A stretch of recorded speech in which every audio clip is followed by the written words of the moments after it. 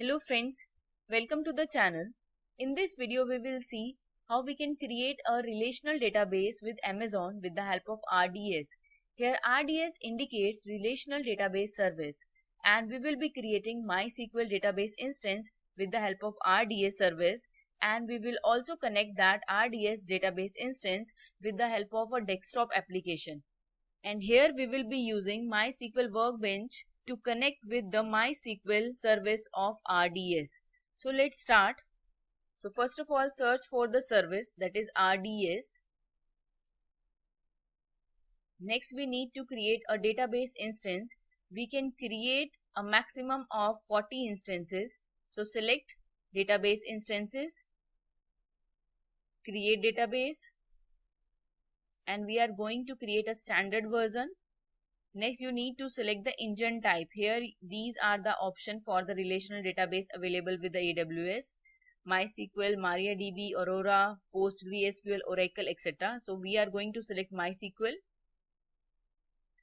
Next, the engine version of MySQL that we are going to use is MySQL 8.0.35, and for templates we are going to use free tier.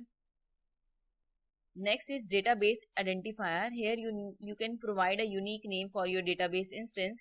Here I am going with the same default value, database-1. And next is a master username. Here you need to provide the username for your database, that is admin. You can also change it. Next you need to create a master password for your database instance, and here are some of the constraints for the password. So I am going to just choose the option of auto generating the password. Next we have the instance class, that is I am going to use as db.t3.micro. Next is the storage type. I am going to use SSD general purpose, and allocated storage size is 20 GB. Next is you need to select the VPC. So here I am going with the default VPC because I have not created my own VPC.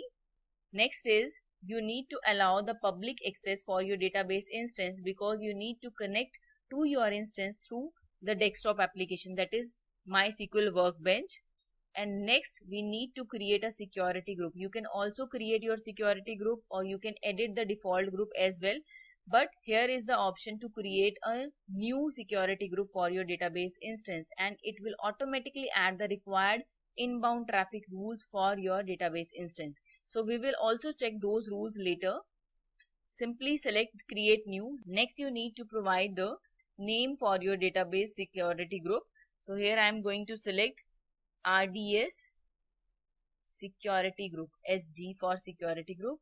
I am not selecting the preference for the availability zone. It will be any availability zone within the VPC, and rest I am going with the default settings. Simply connect database.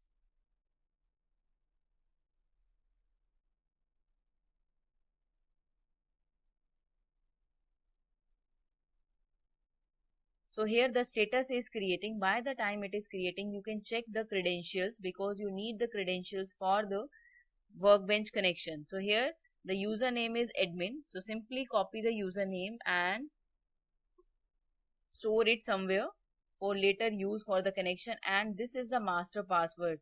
You need to copy it and paste it to a notepad or any other file. And next thing we need is the host name or the endpoint. So this will be available once the database instance is active. So for this we need to wait. Simply close it. Next, check the security group details that we had just created. So for this, select your database instance, and here is the VPC security group that we had created for our database instance. So let's check the inbound traffic rules for this security group.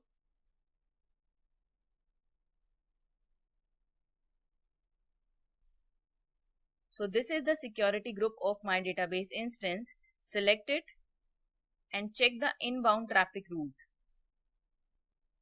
Here in the security group, only one inbound traffic rule is defined, that is allowing the MySQL or Aurora traffic from the custom IP address. Here this custom IP address is my IP address, the address provided by my service provider. So this is not my system's IP address, this is the IP address of my network.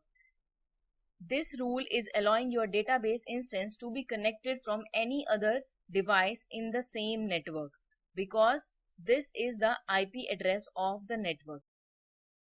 With this rule, you are allowing your database instance to be connected from any other systems in the same network. If you want to connect to your database instance from any other network, then you can simply add a new rule where you can define the traffic type as MySQL Aurora, and next you can define the source as anywhere. By this, you will be able to connect to your database instance from anywhere, but this is not safe.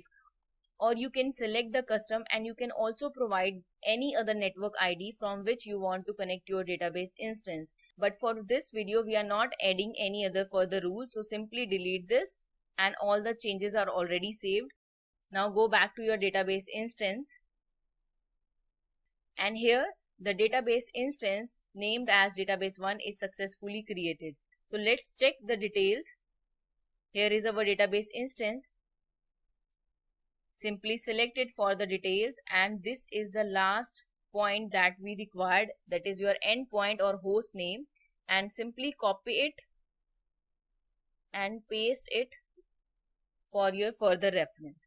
Now we got everything that we require for the connection except for the port number. So here the port number will be 3306. This is the default port number for the connection, and with PCB selected the default one.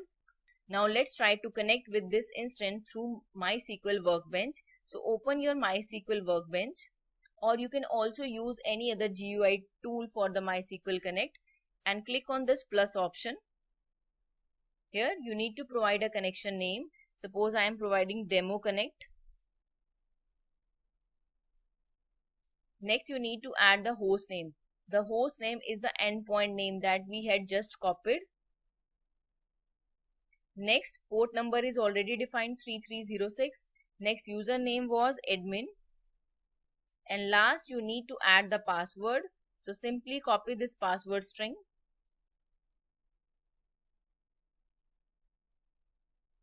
and paste the password. Okay. This is the time to test your connection. So you need to click on test connection. And the connection is successfully made. You can see the message. The connection has established successfully. So this is our connection. You can click on it. This will open the SQL editor where you can create your own schema, tables, etc.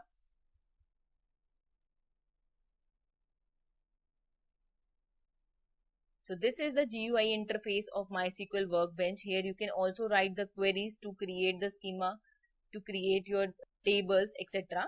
Here this is the default schema provided to you. Let's create a new schema. For that you need to select this option, create a new schema, and provide the name. Suppose I am providing student